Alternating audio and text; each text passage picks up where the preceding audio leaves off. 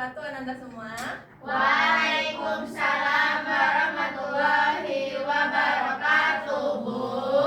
Bagaimana kabarnya hari ini? Baik, Bu. Alhamdulillah. Coba sekarang Ananda semua perhatikan di sekitarnya apakah masih ada sampah. Jika ada tolong dibuang ke tempat sampah ya. Baik, Bu. Dan untuk meja dan kursinya tolong dirapikan. Semua alat-alat yang tidak berhubungan dengan pembelajaran kita hari ini tolong singkirkan ya. HP-nya disimpan dulu. Nanti ketika Ibu suruh keluarkan baru dikeluarkan. Oke. Oke. Sebelum kita mulai pembelajaran hari ini, alangkah baiknya kita berdoa terlebih dahulu. Ketua tolong pimpin doa. Baiklah, sebelum kita mulai pembelajaran pada hari ini, mari kita berdoa menurut agama dan kepercayaan masing-masing. Berdoa, mulai. Berdoa selesai. Terima kasih ya. Semoga pembelajaran kita dapat berjalan dengan lancar dan ilmu yang kita dapatkan berkah nantinya. Amin. Sekarang Ibu mau cek kehadirannya dulu. Apakah ada yang tidak hadir hari ini, Ananda? Hadir semua, Bu. Alhamdulillah ya. Oke. Sekarang Ibu mau bertanya tentang pembelajaran sebelumnya. Ada yang masih ingat tentang struktur Lewis? Masih, Bu. Siapa boleh satu orang menyampaikan apa itu struktur Lewis? Ya, Vivi silakan. Struktur Lewis adalah struktur yang menggambarkan elektron valensi yang berupa titik-titik di antara atom-atom pada suatu molekul. Jadi elektron valensi adalah cara untuk menggambarkan elektron valensi dari suatu atom ditandai dengan titik-titik di sekitar unsur atom. Contohnya H. H itu elektron valensinya berapa? 1, Bu. Nah, cara menuliskannya H kasih titik 1. Nah, contoh lainnya ada N. N elektron valensinya berapa? 5, Bu. N. Jadi kita tulis 1, 2, 3, 4, 5. Udah ya, udah paham ya? Ya, Bu. Nah, sekarang atom itu cenderung mencapai kestabilan supaya dia memiliki daya tarik rendah dan tidak mudah bereaksi dengan atom lain. Nah, ada dua kaidahnya, ada oktet dan duplet. Sekarang siapa yang tahu apa itu oktet dan duplet? Oke, Dini, silakan. Kaidah oktet itu adalah atom menjadi stabil jika memiliki tempat 8 elektron valensi.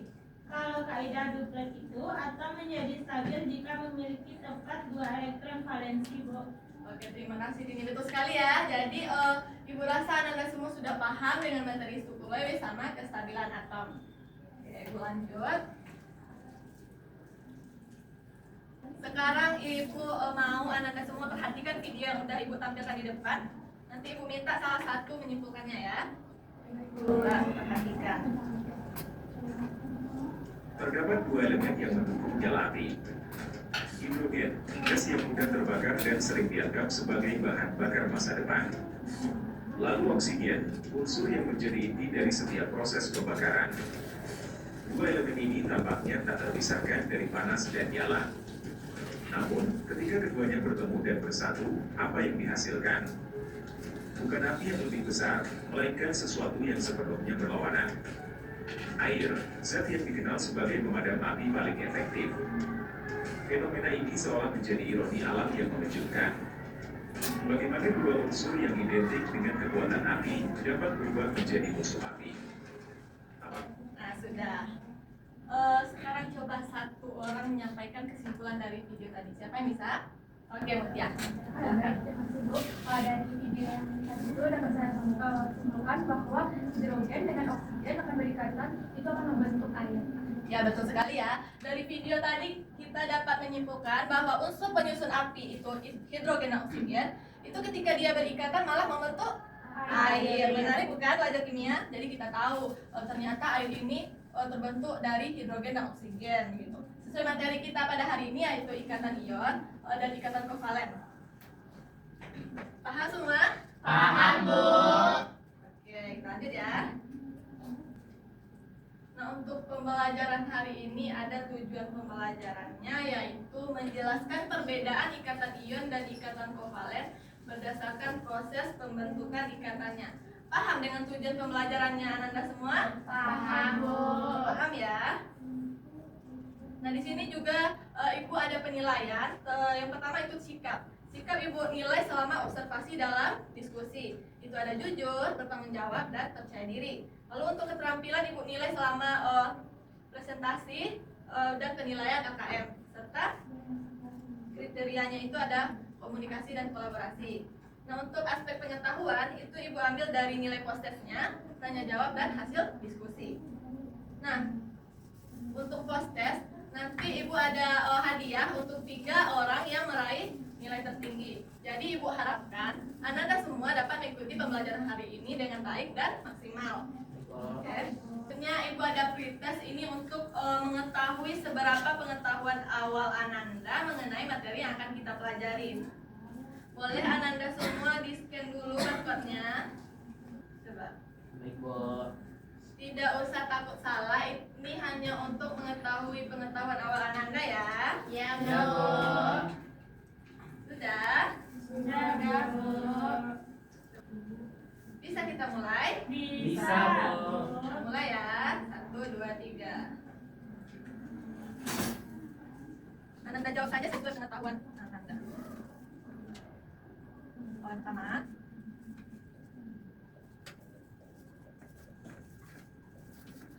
Itu semua ya. Lanjut.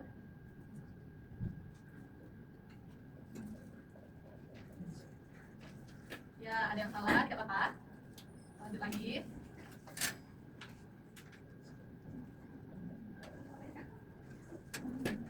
Oke, itu semua ya, Nanda. Lanjut. Ya, jadi salah, Pak. Untuk soal terakhirnya, coba. Coba kita.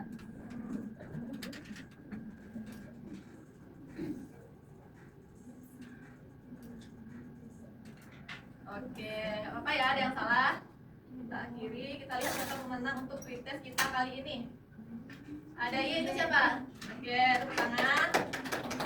Dia, juara satunya ada Grace, oke. Setelah pretest tadi, Ibu lihat masih ada yang salah, tidak apa-apa. Dan ada yang beberapa sudah paham dengan materi kita ya. Nah, oke, sekarang sebelum kita masuk ke kegiatan inti kita, Ibu mau Ananda semua melakukan ice breaking dulu untuk menguji kefokusannya ya. Caranya ikuti nanti gerakan yang ada di depan. Bisa? Bisa, Bu. Kita coba ya. 1, 2, 3.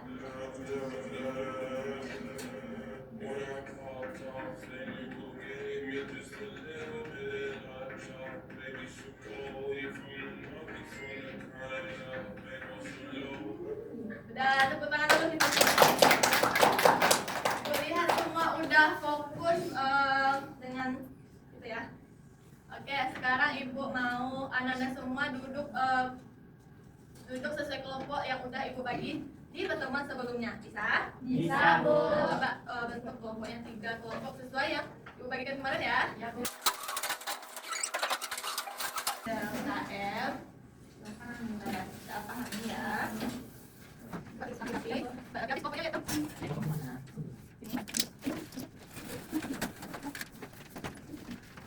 Udah duduk sesuai kelompoknya Ananda semua? Sudah, Bu.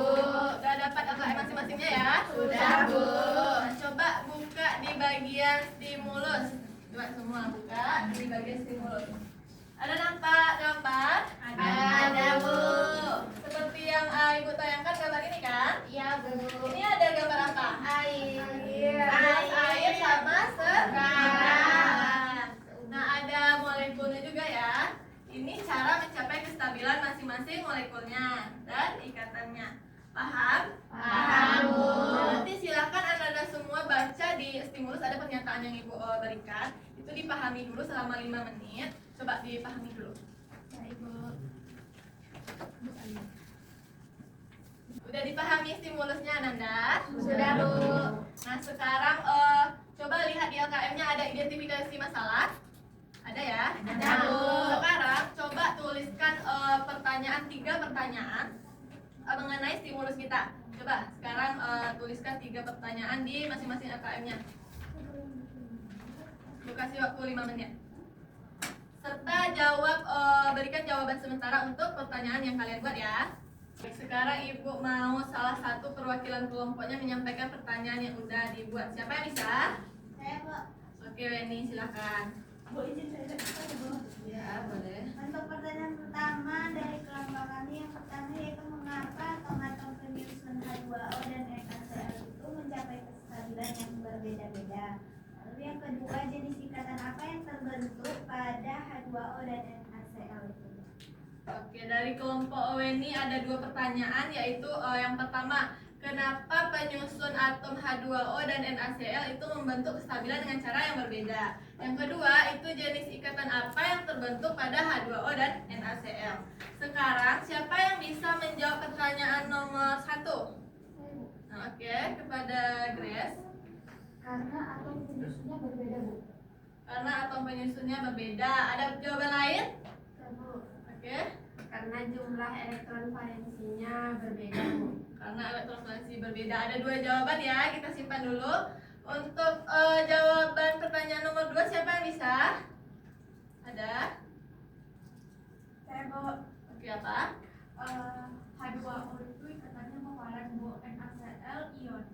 Oke, menurut si Mutia, H2O itu kovalen, Bu, NaCl itu ion. Ada lagi pendapatnya? Saya, Bu. Ya, kepada H2O itu ikatan ion, kalau NaCl itu ikatan kovalen. Nah, kata si Dwi, H2O itu katanya ion, Bu, NaCl kovalen. Udah ada beberapa jawaban ya dari pertanyaan tadi. Oke, kita simpan dulu, kita akan buktikan setelah mengerjakan LKM. Nah, coba perhatikan LKM-nya masing-masing. Di situ ada pengolahan data. Ibu sediakan beberapa pertanyaan, terlihat? Terlihat, Bu. Ya, silahkan Ananda jawab nanti pertanyaan-pertanyaan yang udah Ibu sediakan. Lalu ada di pemrosesan data juga ada tabel ya yang akan dilengkapi sama pertanyaan juga ya. Nah, ini Ibu sediakan ada 2 sumber. Ini silahkan Ananda scan barcode-nya sesuai dengan minat belajar Ananda ya. Jika visual, scan yang di sebelah kiri, yang auditory dan visual sebelah kanan. Nah, silahkan Ananda sesuaikan saja dengan cara belajarnya masing-masing.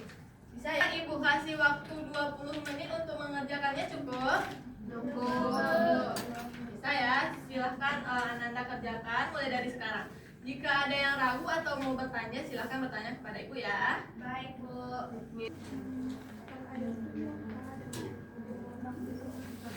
Paham Anda? Paham, Bu. Kalau ada yang nggak paham, tanya aja ya. Baik, Bu.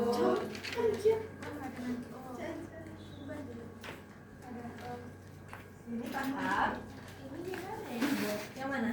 Ini enggak. Oh, ini diisi dia itu Ya kan air. paham Anda? Ada yang ragu tidak? Ini udah diisi ya. Ini kan? Ya. Coba ini juga diisi. Jangan lupa bikin.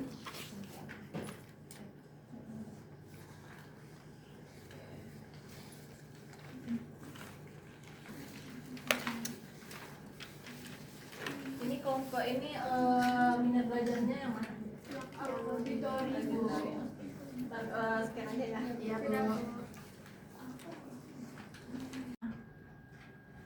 Karena waktu pengerjaan LKM-nya sudah habis, apakah sudah selesai semuanya, Nanda? Sudah, Bu. Sudah ya, sudah terjawab ya. Sekarang siapa yang mau menyampaikan hasil diskusinya salah satu dari kelompoknya, perwakilan aja. Siapa? Saya, Bu. Oh iya, Zara. Boleh Zara maju ke depan. Yang lain tolong dengarkan temannya ya. Nanti jika ada pertanyaan disampaikan. Nah, cek juga dari LKM-nya itu apakah jawabannya sama dengan kelompok 2. Baik, Bu. Baik teman-teman, di sini saya akan menyampaikan hasil diskusi dari kelompok 2 mengenai ikatan ion dan ikatan kovalen serta cara terbentuknya H2O dan NaCl dari ikatannya. Yang pertama, apa yang dimaksud dengan ikatan ion? Berdasarkan diskusi kami, itu ikatan ion adalah ikatan yang terbentuk akibat gaya tarik-menarik antara ion positif dan ion negatif yang terjadi dari serah terima elektron dari atom non-logam dan atom logam. Kemudian ikatan kovalen adalah ikatan yang terbentuk akibat pemakaian pasangan bersama antara dua atom non-logam untuk mencapai kestabilan. Unsur penyusun dari molekul H2O itu ada hidrogen dan oksigen yang sama-sama non-logam. Jumlah elektron valensi dari H2O itu ada 8 karena elektron valensi H itu ada 1 dan disusun oleh 2 atom H. Kemudian ada elektron valensi oksigen itu ada 6, jadi totalnya ada 8. Berdasarkan struktur Leibniz-nya, cara atom penyusun molekul H2O mencapai kestabilan itu dengan cara saling berbagi elektron sehingga mencapai kestabilan. Ini digolongkan kepada ikatan ikatan kovalen. Kemudian NaCl. NaCl itu atom penyusunnya ada Na dan Cl. Na itu merupakan golongan logam, sedangkan Cl itu non logam. Na memiliki 1 elektron valensi, Cl 7, sehingga totalnya ada 8. Untuk mencapai kestabilan dia dengan cara Na melepas 1 elektron kepada Cl agar keduanya stabil. Jadi ini termasuk ikatan kovalen, ikatan ion. Sudah, Bu. Sudah coba yang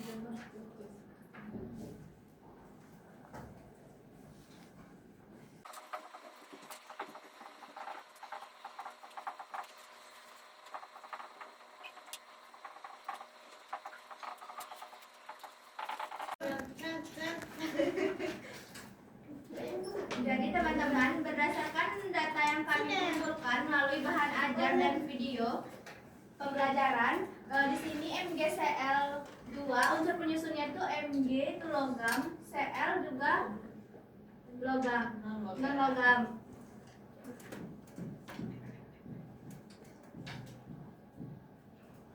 Cara mencapai kestabilan yaitu Mg memberikan 2 elektronnya untuk Cl yang ini 1, untuk Cl yang ini 1.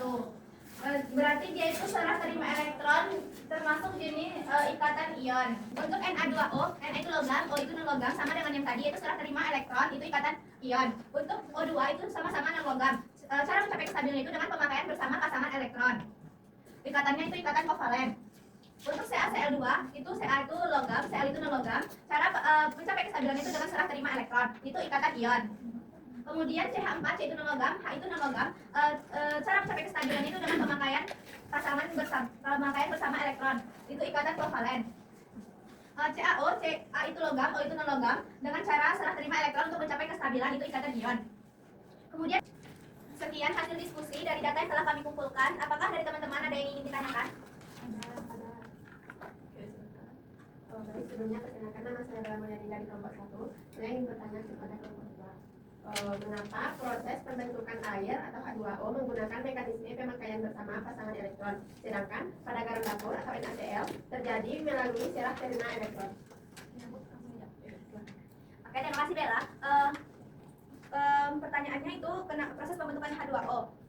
Yang satu dengan pemakaian bersama pasangan elektron dan NaCl terjadi melalui serah terima elektron. Itu terjadi karena perbedaan sifat elektron negatifan atau penyusunnya. Pada NaCl itu terjadi ikatan ion karena Na itu merupakan golongan logam, cenderung melepaskan elektron, sedangkan Cl itu non logam, cenderung menerima 1 elektron. Kemudian untuk H2O itu kedua atom penyusunnya itu merupakan sama-sama non logam, sehingga mereka sama-sama membutuhkan elektron untuk mencapai kestabilan, sehingga tidak ada atom yang dilepaskan atau diterima, melainkan penggunaan secara bersama-sama. Ada pertanyaan lagi? Baik, saya dari kelompok 1 ingin bertanya kepada saudara. Meskipun NaCl dan H2O ini sama-sama berikatan untuk mencapai konfigurasi elektron stabil, faktor apa yang menyebabkan mekanisme proses pembentukannya berbeda?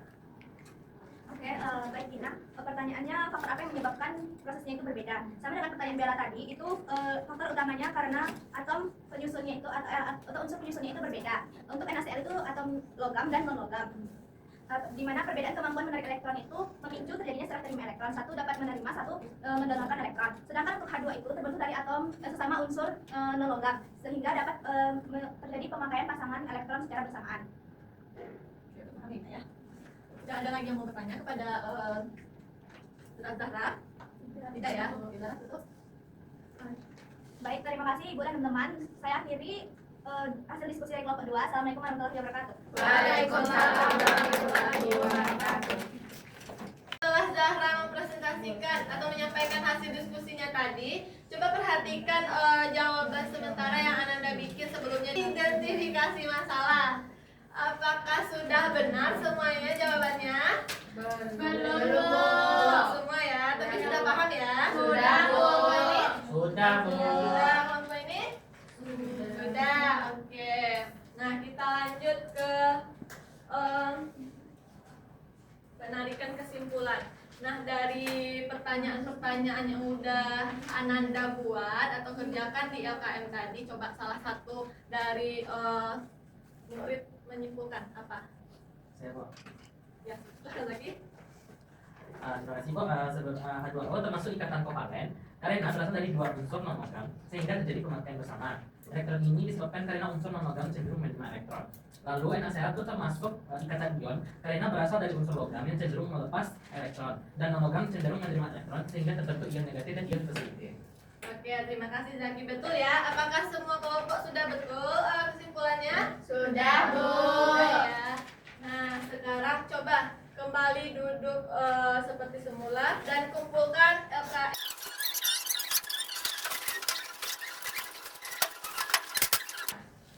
Nah, kita kembali lagi ke pembelajaran kita tadi. Apa tujuan pembelajaran kita tadi? Itu adalah menjelaskan perbedaan ikatan ion dan ikatan kovalen berdasarkan pembentukan ikatannya, Bu. berdasarkan pembentukannya. Sekarang ada yang mau menyimpulkan dari seluruh materi kita pada hari ini? Ada? Silakan Vivi, coba simpulkan. Baiklah, dari materi yang telah kita pelajari hari ini dapat disimpulkan bahwa ikatan ion itu adalah ikatan yang terbentuk karena gaya tarik menarik antara ion negatif dan positif yang berasal dari unsur logam dan non-logam. Contohnya itu ada NaCl, NaCl2, dan Na2O. Kemudian untuk ikatan kovalen itu adalah ikatan yang terbentuk karena pemakaian bersama elektron yang berasal dari unsur sesama non-logam. Contohnya itu ada H2O, O2, CH4, dan CCl4. Oke, terima kasih ya Vivi. Tepuk tangan dulu. Nah, dari yang Vivi bacakan tadi, tujuan pembelajaran kita udah tercapai ya? Sudah. Sudah. Berarti ada ikatan ion dan ikatan kovalen. Ion itu terjadi dari apa? Atom logam dan non-logam. Karena atom logam itu cenderung melepaskan elektron dan non-logam itu cenderung menerima elektron, maka akan terjadi serah terima elektron. Nah, kalau untuk ikatan kovalen apa? Terjadi dari non-logam Dengan non-logam. Karena dia sama-sama menerima elektron, jadi tidak ada yang melepaskan, makanya terjadi pemakaian bersama. Sudah, Ibu rasa sudah paham dengan materi hari ini. Untuk menguji pemahaman Anda tentang materi yang telah kita pelajari hari ini, Ibu mau scan, Anda semua scan barcode-nya untuk melaksanakan post test. Oke, bisa ya? Bisa, Bu. Perhatikan soalnya dengan baik ya. Saya dijawab dengan baik karena ini ada reward untuk peraih 3 Ya, Bu. ya. Sudah? Sudah, Bu. Sudah, Bu. Bisa kita mulai? Bisa, Bu. Sudah ya? 1, 2, 3. Semangat, jaga. Ayo, coba. Fokus.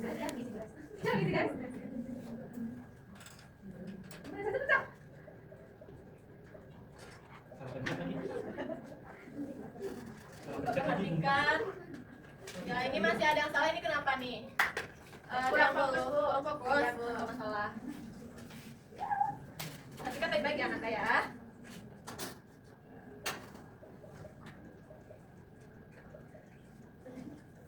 Yo. Oke, benar semua ya, hebat. Kita lanjut.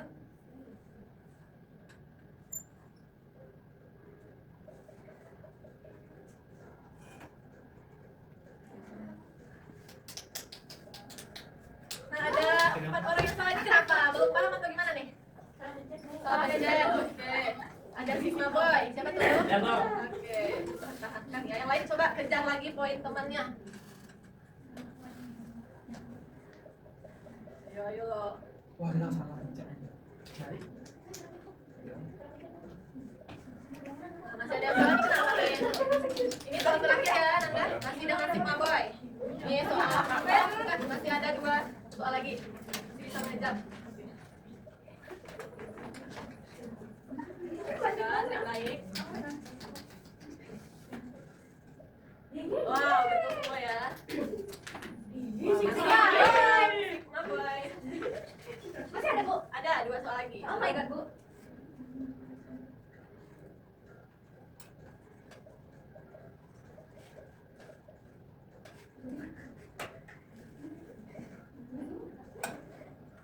Nah, ini masih ada yang salah ini kenapa?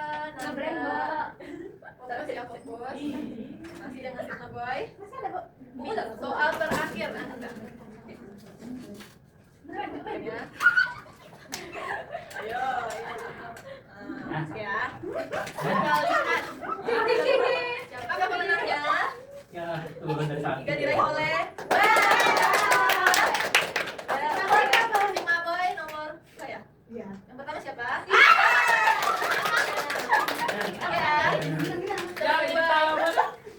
Sesuai janji Ibu awal tadi, Ibu akan memberikan reward kepada 3 peraih nilai tertinggi di kelas tesnya. Tepuk tangan dulu dong.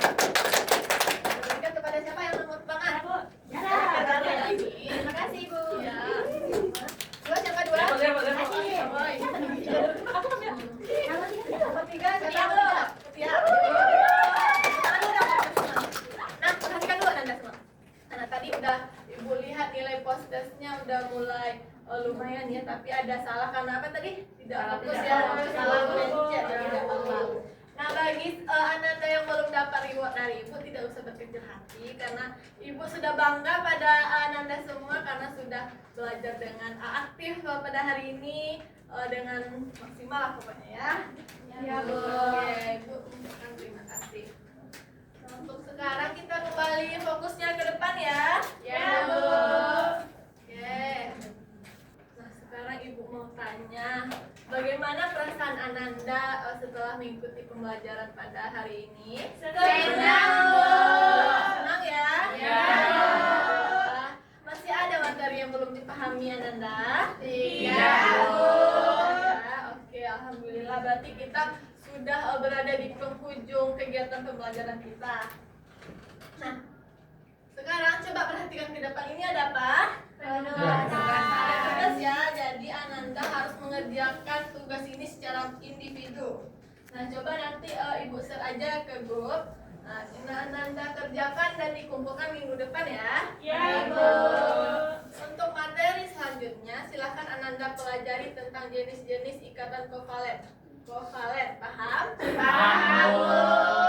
Ananda bisa cari sumbernya dari YouTube, dari bahan-bahan ajar yang udah Ibu berikan. Silakan, terserah. Sekarang coba ketua pimpin doa dulu. Baik, Bu. Ya.